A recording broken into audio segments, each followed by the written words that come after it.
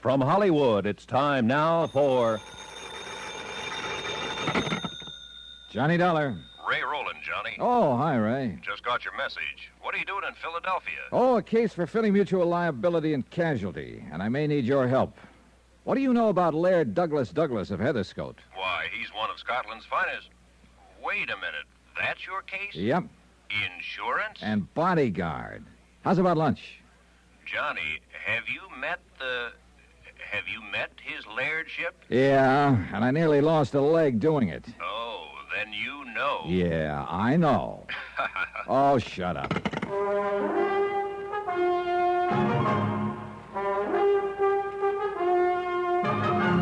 Tonight and every weekday night, Bob Bailey in the transcribed adventures of the man with the action-packed expense account, America's fabulous freelance insurance investigator. Yours truly, Johnny Dollar.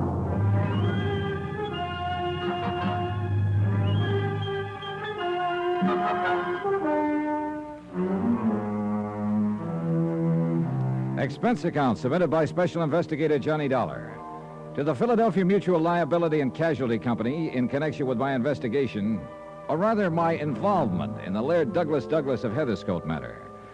And I wish I'd had some idea of what I was getting into before I ever left Hartford. But it's too late now. Expense account item 3, $39.50. One pair of slacks. For within a few minutes of my arrival in Philadelphia, Harry Branson of Philly Mutual buttonholed me and dragged me up to his office to meet two important clients he had. First was Mrs. Peter Malcolm Kelly Van Pyton. Oh, you wonderful, wonderful man. I am so glad that you've agreed to take on this assignment. Laird Douglas means everything to me, and I have the utmost confidence in you. I'm sure Laird Douglas will, too. And then came, well, Mrs. Van Pyton made the introduction.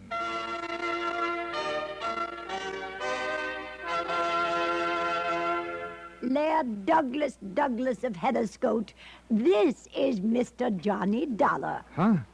Oh, no. Holy jumping... Douglas! Oh, no, you mustn't do that. Oh, my. Douglas, Oh, dear, good heavens. Get on your own chair, Douglas, Harry. This no, one's taken. no. Sorry, John, sorry. Down, Douglas, down. Oh. There, dear, that's the boy. That's a nice boy. That Yes, is now. Laird Douglas of Heatherscote? Yes, isn't he adorable? He's so playful. He was really just playing, you know. There, dear, come now. Harry. Get yourself Yes, on John? his back down. This is the client you called me all the way down from Hartford to see? Yes, John, yes. $7.50 a week, practically unlimited expense account. Oh, dear, just look at your trousers, Mr. Dollar. I don't need to, thanks. I can feel the draft. But you'll need new ones. Here. And I insist you let me pay for them. Down, Douglas, down. Here, Mr. Dollar. Will $100 be enough? Gee. No, here, 150. I can see those were very, very nice. Well, See what I mean, John? Here, please, now I insist you take it. And if it isn't No, enough... no, thanks. That's plenty. But now, Harry, you listen to me. John, I know what you're going to say, but as I explained to you on the way up You here to my explained office... plenty, but not nearly enough. But I tried. I really I tried. think you Boys. and I had better have a quiet little talk, Harry, and the sooner the better. Oh, boys, please, can't you do that another time? Please come down from those chairs so Mr. Dollar can meet Douglas and we can make all the arrangements. Please? Mrs. Van Pyton, that's precisely what I want to talk about.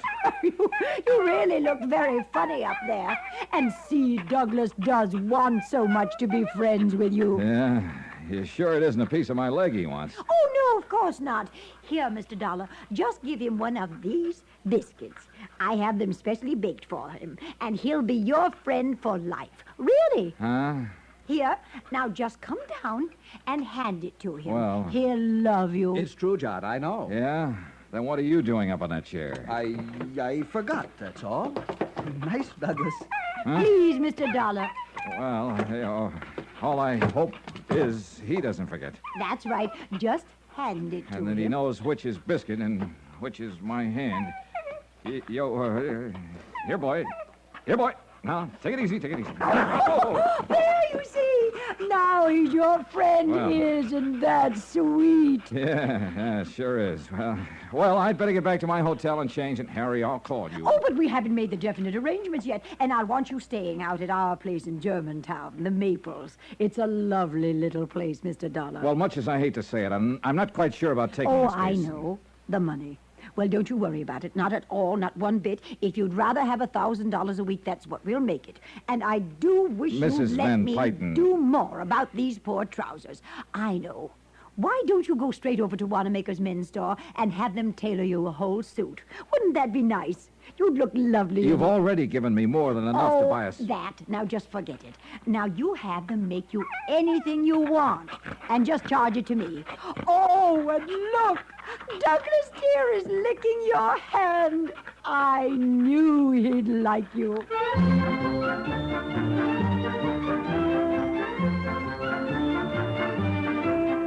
Never underestimate the power of a woman, somebody once said. Or maybe they should have said never underestimate the power of a fast buck or $1,000. Anyhow, Mrs. Peter Malcolm Kelly Van Pyton had set her heart on my handling this whole affair, and she simply wasn't to be denied. Couple that with a chance to pick up enough loot in a few days to, well, what would you do? And the darn mutt did take a liking to me. So, with Laird Douglas in my lap... Oh, he's a Scottie, by the way. Scottish Terrier, Mr. Dollar, if you'll pardon my correcting you. Sorry. And it's all because of the show at Balakinwid on Friday. Balaware? Balakinwyd, John. Yes, Balakinwid. Laird Douglas simply must win. Not only best of class, but best of show. And he will... if somebody doesn't interfere. Oh, you think somebody might do something to Douglas here? I'm sure of it, because it's been tried before. You mean poison him or something like that? Worse. Oh? Dope. Poison would let him die a hero, a martyr. But drugs would keep him from winning the show. Oh, well, what makes you suspect somebody might try it? As I said, it's been tried before. Huh? Last year and again a few days ago.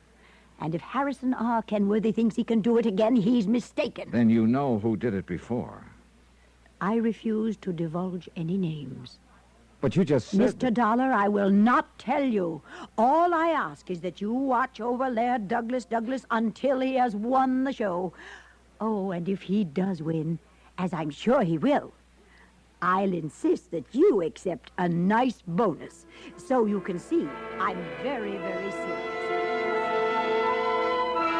And so it went on for another half hour or so, and finally she left, after I promised to pick up my bags at the hotel and move out to her joint in fashionable Germantown. I talked a few minutes longer with Harry Branson. I'm so glad you've agreed to take this on, John. As I told you, Mrs. Van Pyton is the most important individual policyholder we have, and doing this favor for us... Harry, it's not the Mutt Show at Balakinwid or Laird Douglas or Mrs. Kelly Van Pyton or you I'm doing this for. It's purely love of the green stuff. Whew. That old dame must be really loaded. John, she has so much money. She doesn't know how much she has. Industrial empire, that sort of thing. All right. But, Harry, if word ever gets around in the trade that I came down here to play bodyguard to a mutt, so help me, I'll have your head.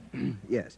But now hadn't you better go on out to the Maples? Well, first I want to know about this Harrison R. Kenworthy she mentioned. Oh, that. Yeah, that. She accused him of doping up her Scottie. Well, she really doesn't know, and it's really quite complicated. How do you mean?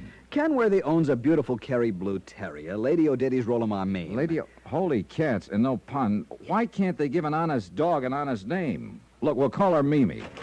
Go ahead. Hi, dog lovers. Ray, just in time. Meet Harry Branson, Ray Rowland. Oh, we know each other. Hello, Harry boy. Mr. Rowland. Sure, Harry called me in last year when these two dogs were at each other's Of course, he doesn't mean that literally, John. You see, Mr. Rowland is quite an authority on show animals. I've held it against him for years, ever since school. Well, there's no need to hold it against him And particularly. I don't mean that literally. Oh. Well, John boy, so you came down to help yourself to a handful of dear Mrs. Kelly Van Pyton's coin. More power to you. I knew Harry would call you in on the case. Felt it in my bones.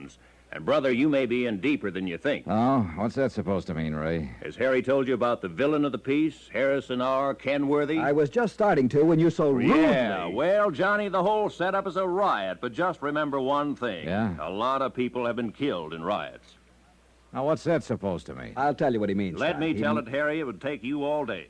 Sorry, no offense. All right. Go ahead, Ray, go ahead. Okay, Balakinwid is the biggest event of the year in the doggy set, okay? Okay. All right. Mrs. Kelly Van Pyton owns Laird Douglas of Heatherscote. Real fine Scotty. Yeah, good teeth, see? Hey, those pants are really gone. Anyhow, Harrison Kenworthy owns Lady O'Diddy's Rolamar Meme. Kerry Blue. Mimi. Huh? I'd get indigestion trying to say that other name. Okay, Mimi. They're two pretty good dogs, especially Mimi. International championship blood and all that. But Mimi's the better dog. Douglas won't stand a chance. I've tried to tell her this, but... Well, go on. Okay. Harrison Kenworthy loves Kelly Van Pyton, see? Oh, loves her money. Him? He's loaded, too. No, I think the old coot really loves her, and I think she loves him. Right, Harry? Yes, I think I'm inclined Right, to... but now get this. Yeah? She won't marry him until her Laird Douglas beats his Lady O'Diddy, Mimi, far and square at the Ballykinwood show. How do you like that? Are you kidding? Oh, no, John, it's an accepted fact. Right. So what happens for over a Wait year a minute, now? Ray, wait a minute. If he really wants to marry her, why doesn't he just let her dog beat his? And let her be one up on him right from the start? Never. No, boy, he'd never live it down. You don't know these people. Well, this is about the craziest thing I ever heard of. To you and me, sure, but to them it's deadly serious. Are they in love with each other or with their dogs? Well, it's not just love where the dogs are concerned, but pride, which is just about all a lot of these old lonely millionaires have to think about, to live for. Yea, sometimes even unto the 5th and 6th generation. Yeah, okay, I'll take your word for it. But now she said something about her dog being doped at the show last year. Oh, yes, John. You see, it was just a couple of days... Right, just before the finals. It was an attempt to murder the dog with poison, but emergency care both times pulled Laird Douglas through. She told me it was only some kind of a dope that was used. Sure. We kept the truth from her. You don't realize it, boy, but if that dog were to die, she would. Fact. Oh, now, Ray. Oh, yes, John, and the insurance company must keep that dog alive in order to obviate having to pay off... Right. After all, her policies amount to... Right. It may sound absurd to you, Johnny, but it's no joke. As I said, you don't know these people. But look, it still doesn't make any sense. You just have to take my word for it, and it's happened right here in Philadelphia. Yes, John, and we held the policy. It was an old lady... Right, so there you have it. Okay, I'll believe you. And so the finger points at Harrison R. Kenworth. Well, she might like to think that, especially since she doesn't know that poison was used both times, but I don't. What's more, the police feel the same. Oh, now, if you say police dogs, I'll slug you. John, there are times when the sense of Right, humor of Harry, yours... dead right, and I do mean dead. No, in all seriousness, Johnny, if I were you, I'd duck out of this assignment. Now, don't say that, Ray, unless John No, go ahead and say it. Something ought to start to make sense around here. All right, listen. The reason I'm sure Harrison R. Kenworthy had nothing to do with the attempted poisonings, the reason the police were called in, the reason I think you ought to get out of this... Will you get to the point, Ray? On each occasion, Mrs. Kelly Van Pyton had a bodyguard attending Laird Douglas, in addition to the dog's governess and medicos and so on. Get to the point. Each time, in order for the poisoner to get to that dog... Ray, please. Each time, the bodyguard was murdered. Still want this case, Johnny?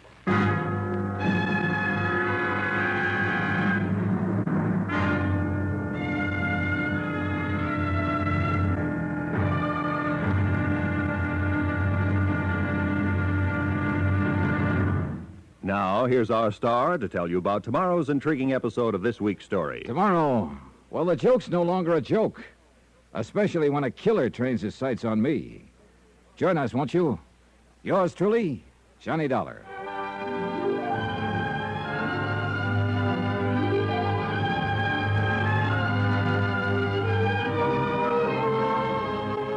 Yours truly, Johnny Dollar, starring Bob Bailey, is transcribed in Hollywood. It is produced and directed by Jack Johnstone, who also wrote tonight's story. Be sure to join us tomorrow night, same time and station, for the next exciting episode of Yours truly, Johnny Dollar. Roy Rowan speaking.